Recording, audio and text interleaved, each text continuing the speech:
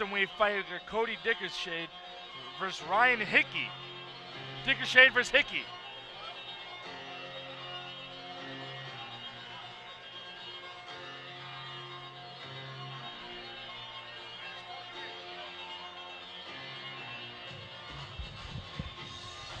As we got Jay joining us, throwing on the headgear. Jay, welcome. How's it going, brother? Pleasure. Pleasure's all mine. Hey, tell us a little bit about your background before we get into the fight. Oh, it's been a long, long journey.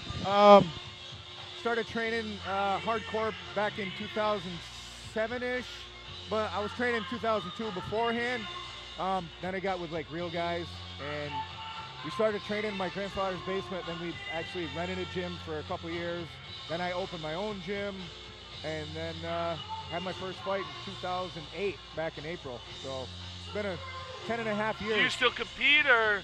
I retired in 2009. I had my last fight in July of 2009. My daughter was born in May of 2009.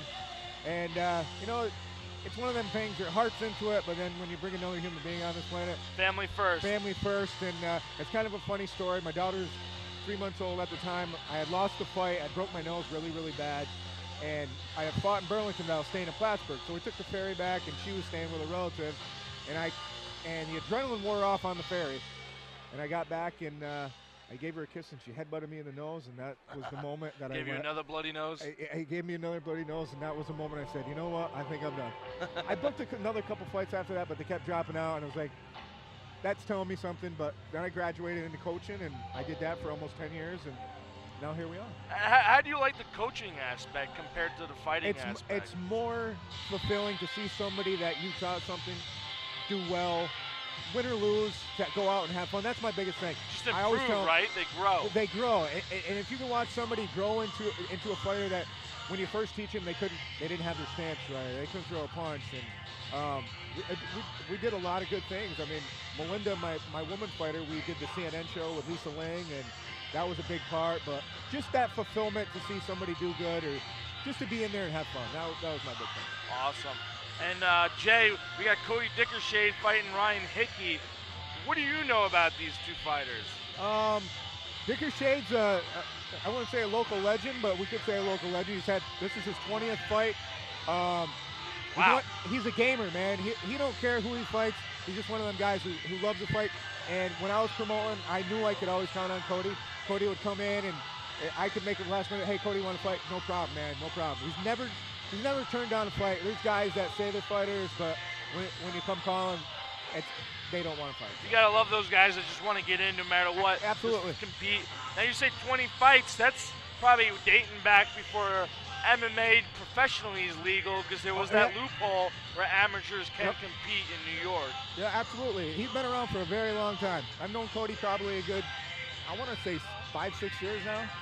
Fought on a bunch of my shows too. How would you describe his style inside the cage? Cody's, I want to say freestyle for sure. He brings his own little brand of stuff into the cage. He's not afraid of nothing. That's his thing. I've seen him once before fight on Cage Wars 30, I think 6 or 5, but we're going to throw up the ring announcer, Mike Falvo. Following contest scheduled for 3 rounds is in our bantamweight division. Introducing first, fighting out of the blue corner, representing Pathway Jiu-Jitsu from Ottawa, Canada. Ladies and gentlemen, Ryan Hickey. And his opponent fighting out of the red corner, representing J.K. Kempo out of Schenectady, New York, K9 Cody Dickershade. And your referee for this bout is Mr. Michael Walter. Now, Ryan Hickey definitely looks like he has the height, the reach advantage. Yeah, absolutely. I'm curious to see if Dickershade could get inside that. Yeah, I think he's going to use his reach, keep Dickershade on the outside. I don't know too much about Ryan Hickey. Me either.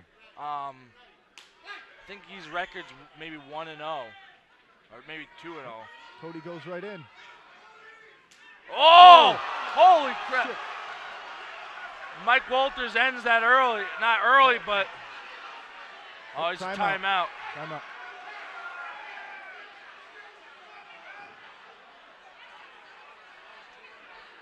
not quite sure what's going on. I thought he ended it, Little confusion but he's here. timing it out.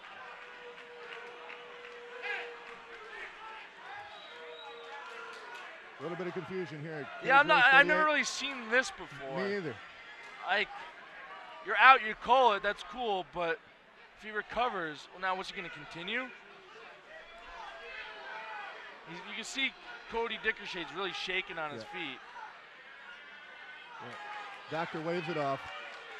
That was a hell of a head kick, That was well-placed head kick right there. Yeah. That was that came fast. It hit very fast. Dickershade used his reach very well, a couple strikes, and then landed Backed that him head up kick. and, I'm just kind of curious to get an explanation from Mike Walter about why he stopped it and Stopped it thought and it might start- yeah. continue. in all my years, I've never seen that. Nah, I've never seen that either. You know, usually when you stop him like that, it's over. Yep. Like, I just, like, if he recovers right away, okay, then you might Then continue. You might, but